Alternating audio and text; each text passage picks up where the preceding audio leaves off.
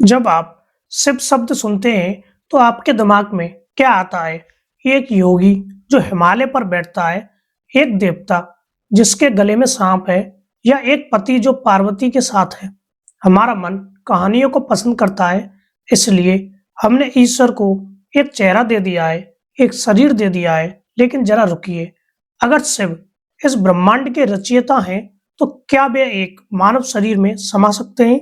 क्या वह अनंत शक्ति जिसने अरबों आकाश गंगाओं को बनाया है, वह केवल 6 फीट के शरीर तक सीमित हो सकती है?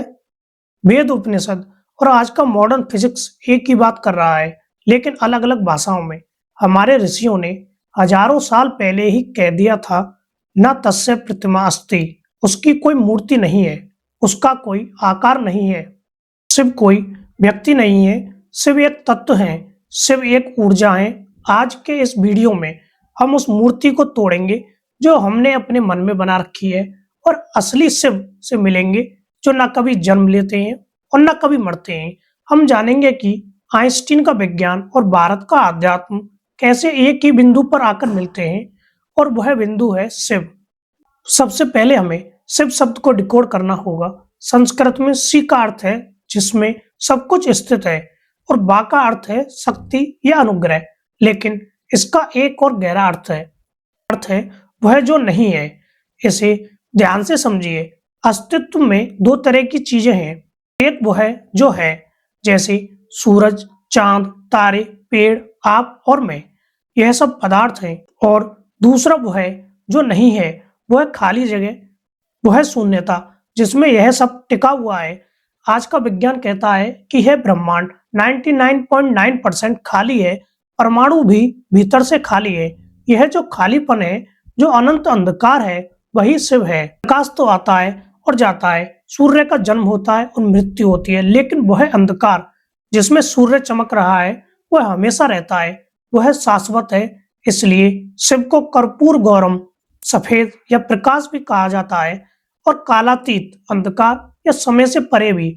जब हम कहते हैं कि शिव ऊर्जा है, तो हम उस डार्क एनर्जी की बात कर रहे होते हैं जो ब्रह्मांड को थामे हुए है, लेकिन दिखाई नहीं देती।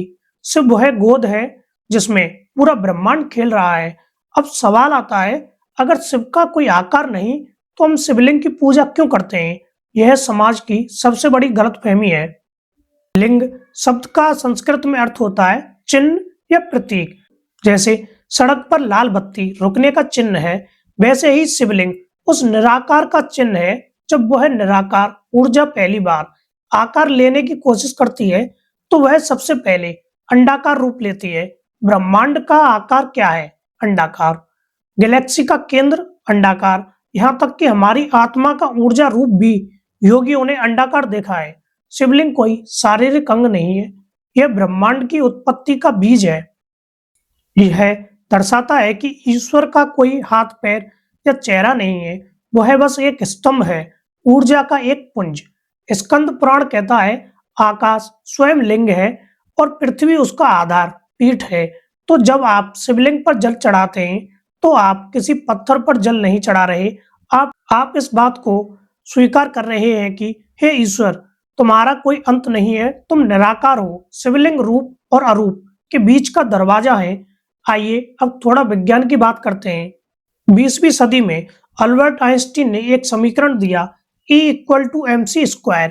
इसका मतलब है पदार्थ और ऊर्जा अलग अलग नहीं है, पदार्थ ही ऊर्जा है और ऊर्जा ही पदार्थ बन जाता है।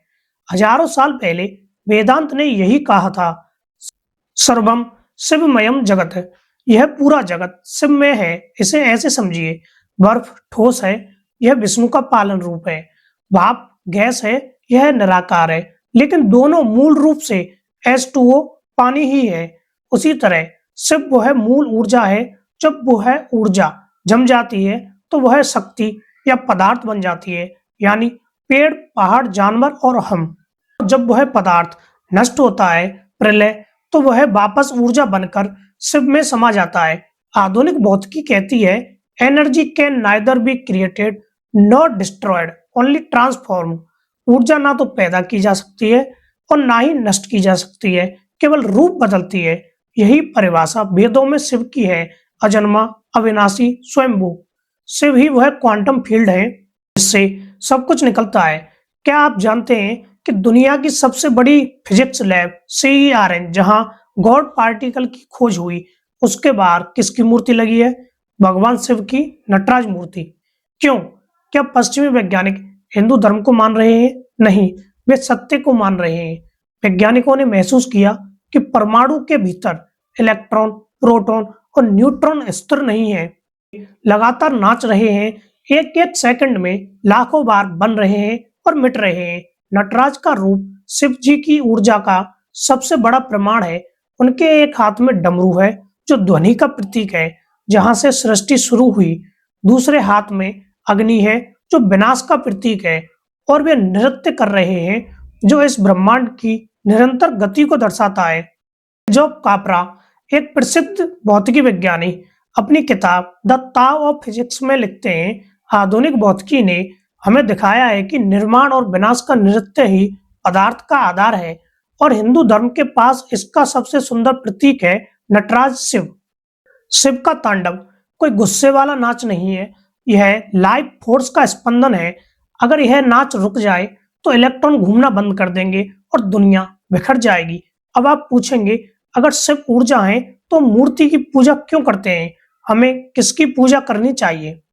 शास्त्रों ने हमारी समझ के अनुसार शिव जी को 3 स्तरों में बांटा है। पहला, अरूप। यह शिव का वास्तविक रूप है, शुद्ध ऊर्जा, पर ब्रह्म। योगी इसी का ध्यान करते हैं। इसे देखा नहीं जा सकता, केवल महसूस किया जा सकता है। दूसरा रूप, अरूप। यह शिवलिंग है। यह उन लोगों के लिए है जो निराकार को समझना चाहते हैं, लेकिन उन्हें एक केंद्र बिंदु चाहिए। तीसरा है स्वरूप।